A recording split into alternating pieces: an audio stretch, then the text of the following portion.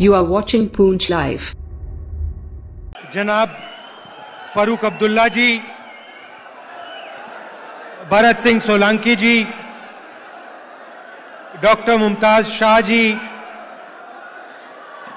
भैया भैया भैया थोड़ा साइड हो जाइए,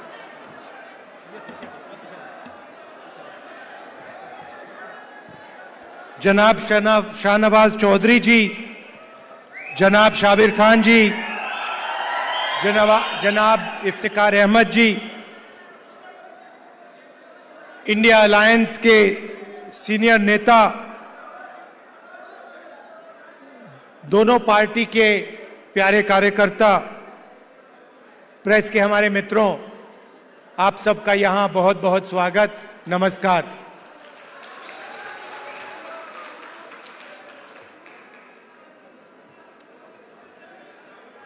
फारूक साहब ने नफरत की बात करी और आप जानते हो कि बीजेपी के लोग, आरएसएस के लोग जम्मू कश्मीर में, बाकी स्टेट्स में 24 घंटा नफरत और हिंसा फैलाते हैं। जहां भी ये जाते हैं भाई को भाई से लड़ाते हैं। जम्मू कश्मीर में, उत्तर प्रदेश में, बिहार में, मणिपुर में, पूरे देश में ये नफरत फैलाते हैं। इनका यही काम है और ये कुछ जानते ही नहीं है। ये सिर्फ नफरत फैलाना जानते हैं और इनकी राजनीति भी सिर्फ नफरत की राजनीति है। आप जानते हो नफरत को नफरत से नहीं काटा जा सकता है। आपने देखा होगा कि अगर कोई नफरत करता है, उसको नफरत से नहीं, सिर्फ मोहब्बत से काटा जा सकता है। और इसीलिए ये जो विचारधारा की लड़ाई है, एक तरफ नफरत फैलाने वाले लोग हैं और दूसरी तरफ मोहब्बत की दुकान खोलने वाले लोग हैं।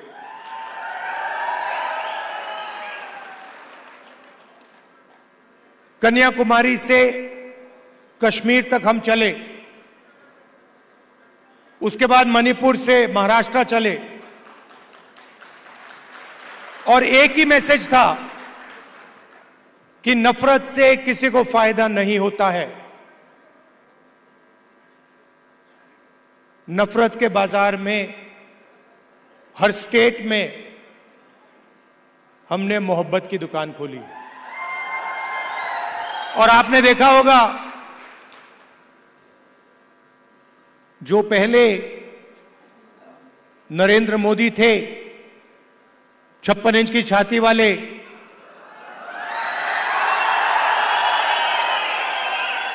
आपको उनका चेहरा दूर से दिखाई देता है। मैं तो पार्लियामेंट में उनके बिल्कुल सामने खड़ा रहता हूं, तो साफ दिखता है कि वो जो पहले नरेंद्र मोदी थे, वो आज नरेंद्र मोदी नहीं बचा है। और आज जो भी विपक्ष करवाना चाहता है, हम करवा देते हैं। वो कानून लाते हैं, हम उनके सामने खड़े हो जाते हैं, वो कानून पास नहीं करते हैं, नया कानून लाते हैं। तो जो कॉन्फिडेंस इनकी थी पहले, वो अब खत्म हो गई है। नरेंद्र मोदी जी को की जो साइकोलॉजी है, उसको हमने तोड़ दिया है।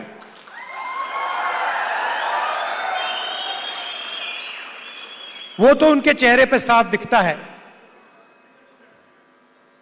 कि जो पहले नरेंद्र मोदी थे, वो नहीं रहे।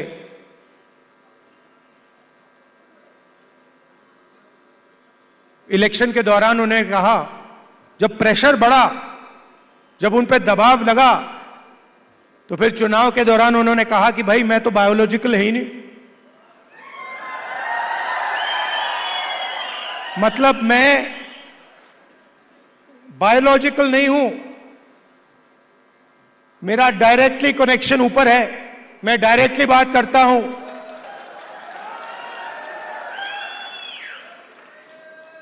तो साइकोलॉजिकल प्रेशर इस स्टेटमेंट से दिखता है कि इंडिया गठबंधन ने नरेंद्र मोदी को हमेशा के लिए साइकोलॉजिकली तोड़ दिया है, खत्म कर दिया है। और हमने नफरत से नहीं किया, वो नफरत फैलाते हैं, हमने मोहब्बत से, बिना नफरत के नफरत को हराने का काम किया है।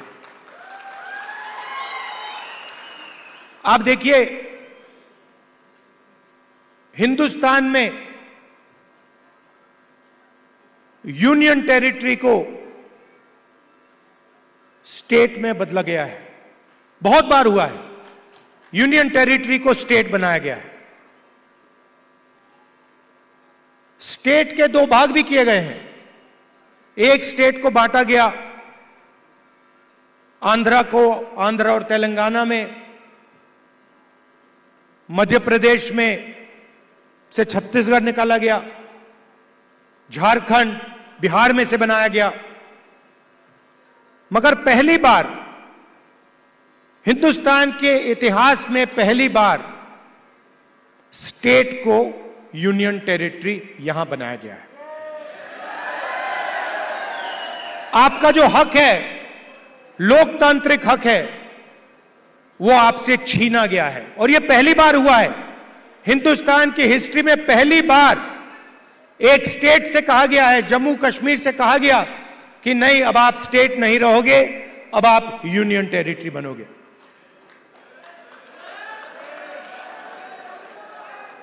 इसीलिए हमारी पहली मांग है कि एक बार फिर आपको स्टेट का हक दिया जाए और आपका स्टेट आपको वापस दिया जाए। और हम इन पे दबाव डालेंगे, प्रेशर डालेंगे और इनसे ये काम करवाएंगे। और अगर ये काम नहीं करेंगे तो फिर ये काम हम करके आपको दिखाएंगे।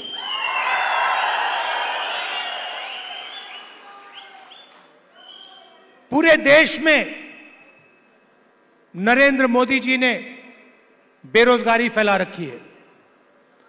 2-3 अरबपतियों को यह पूरा का पूरा फायदा देते हैं। भाइयों और बहनों, 25 सबसे बड़े अरबपतियों का इन्होंने 16 लाख करोड़ रुपए कर्जा माफ किया है। आप सोचिए, 16 लाख करोड़ रुपए अदानी अंबानी जैसे लोगों का इन्होंने कर्जा माफ किया।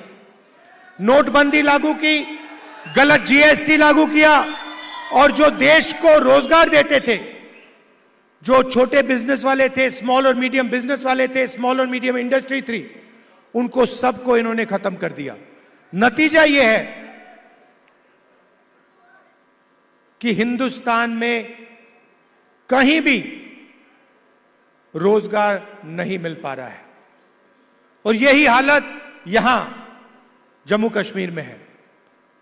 अगर जम्मू कश्मीर का युवा रोजगार चाहता है तो नरेंद्र मोदी जी की सरकार रोजगार नहीं दे पाती है, ये सच्चाई है। और जो आपका था पहले, जो आपकी सरकार डिसीजन लेती थी, आपके हित में जो डिसीजन लेती थी, आपके भविष्य को सोचकर जो डिसीजन लेती थी, आज बाहर के लोग निर्णय लेते हैं। आपकी सरकार को चलाने में आपकी आवाज ही नहीं।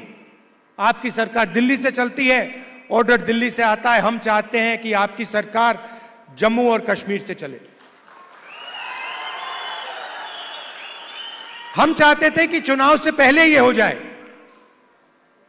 हमारी सोच थी कि चुनाव होने से पहले आपको स्टेटहुड मिल जाना चाहिए था, मगर इन्होंने नहीं किया। चुनाव के बाद हम पूरा दबाव डालेंगे कि स्टेटहुड आपको मिल जाए। भाइयों और बहनों, ये बांटने का काम भी करते हैं। जहां भी जाते हैं, एक जात को दूसरी जात से, एक धर्म को दूसरे धर्म से, एक प्रदेश को दूसरे प्रदेश से, एक भाषा को दूसरी भाषा से, ये बांटते हैं और लड़ाने की कोशिश करते हैं। और यही काम इन्होंने यहां किया है। हमारे जो पहाड़ी भाई हैं और गुर्जर भाई हैं, उनको एक दूसरे से इन्होंने लड़ाने की कोशिश की है। मैं आप सबसे कहना चाहता हूं कि ये इनका जो प्रोजेक्ट है ये फेल होगा।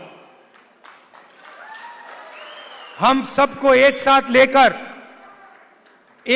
लेकर सबके हक को देकर हम आगे बढ़ेंगे।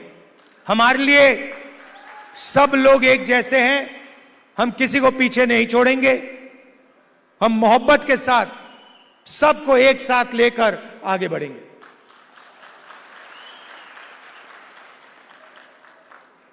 यहां पे कांग्रेस पार्टी के कैंडिडेट हैं, नेशनल कॉन्फ्रेंस के भी कैंडिडेट्स पास में लड़ रहे हैं।